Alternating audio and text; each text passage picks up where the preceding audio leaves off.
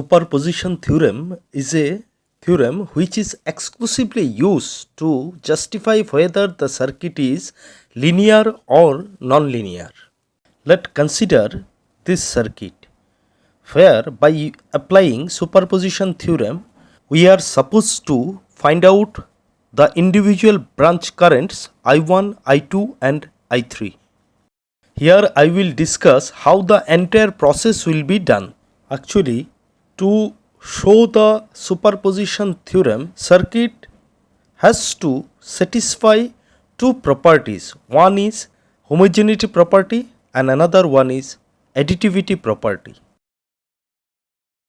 In this circuit, two voltage sources are shown. So, you have to consider at a time only a single voltage source. In first case, here we have considered V1 voltage source. At that time, V2 voltage will be eliminated from the circuit or it will be replaced by using its internal resistance or by short circuiting that branch. Later on we will discuss why short circuiting is used here.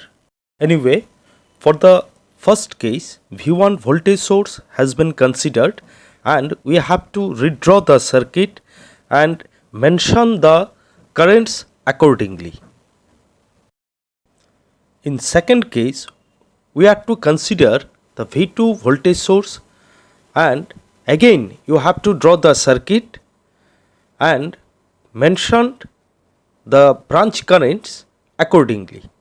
This individual consideration of voltage sources is actually the homogeneity property of the circuit. Next, to find out the individual branch currents, we have to consider the additivity property that will show the summation of branch currents for individual circuits. Like here, the branch current of the main circuit I1 equals to I1 dash plus of minus I1 double dash. Here you have to consider the original current direction. Actually, I1 dash is maintaining the similar direction of the actual circuit current I1. So that's why I1 dash has been considered as positive. On the contrary, I1 double dash is just opposite direction of the actual current direction I1. That's why I1 double dash has been considered as negative. In the same way, branch current I2 equals to I2 double dash minus I2 single dash, and branch current I3 equals to I3 dash plus I3 double dash. In that case, I3 dash and I3 double dash both are maintaining the same direction as I3. So I3 dash and I3 double dash both are considered as positive. Thus, branch currents are shown here. This is superposition theorem.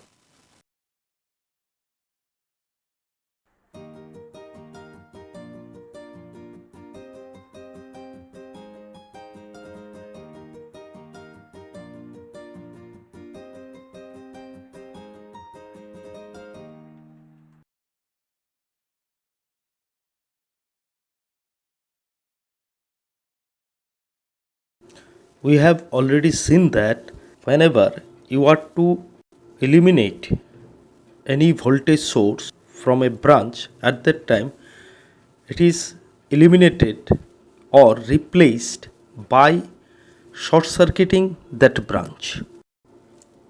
The reason is explained here. Actually, the practical voltage source is represented a voltage source with its series resistance or its internal resistance. How the voltage drop across the load is the supply voltage minus the voltage drop across the internal resistance. But whenever internal resistance is 0, at that time the voltage drop across the load is always the supply voltage. It does mean that whatever the load resistance, okay, but the drop across that load resistance equals to the supply voltage, because the internal resistance of the voltage source at that time equals to 0. In that case, we will consider that voltage source as ideal voltage source. So, whenever any ideal voltage source is of concern, at that time this voltage source is replaced by its internal resistance, that is zero resistance, and that zero resistance is possible only when the branch is short circuited. That's why a voltage source is eliminated or replaced from a branch by applying a zero resistance across that branch, or by making the branch short circuit. If any current source is there in the circuit, it will be replaced by making the branch open. Thank you. If you get benefit from my lectures, then kindly subscribe my channel and share my videos. Thank you once again.